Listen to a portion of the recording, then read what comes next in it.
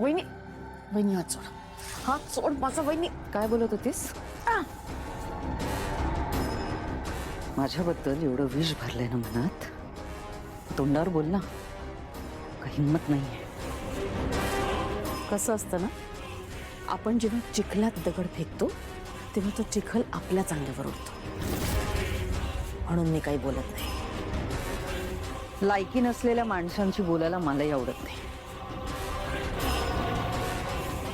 जेवायला काय ते बघत होतीस ना? या घरात राहतेस म्हणून फुकटचं गिळायला तरी मिळतंय.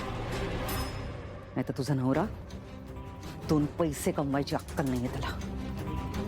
आणि मुलगा पैसे कमवतो पण कुठे उडवतो हे तुलाही माहिती नाहीये. रामपुरे कष्ट करतात म्हणून इकडे या घरात ऐशो आरामात राहतेस तू. नाहीतर रस्त्यावरती भीक मागत असतेस आता. हे वहिनी,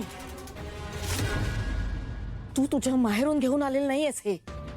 आणि एक गोष्ट विसरतेस तू, हे माझं माहेर आहे. माझा दादा आणि अथर्व काम करतोय ना म्हणून आहे हे सगळं. तू फक्त बसून खातेस.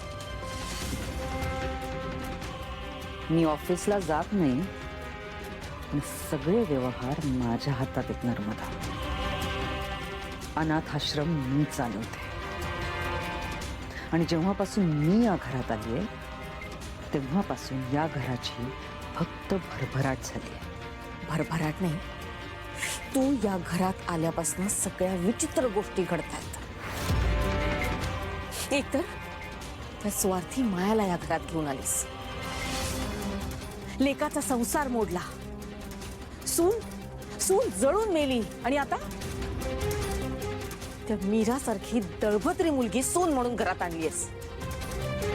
तू जेव्हापासून या घरात आलीस ना तेव्हापासून या घरात अघोरी गोष्टी घडतात. घरात भूत, त्या बाहुलीत भूत. आणि तू मला अक्कल शिकवतेस? हा, एक गोष्ट लक्षात ठेव वैदी, जेव्हा आपण एखाद्याकडे बोट दाखवतो ना तेव्हा 4 बोटं आपल्याकडेही असतात.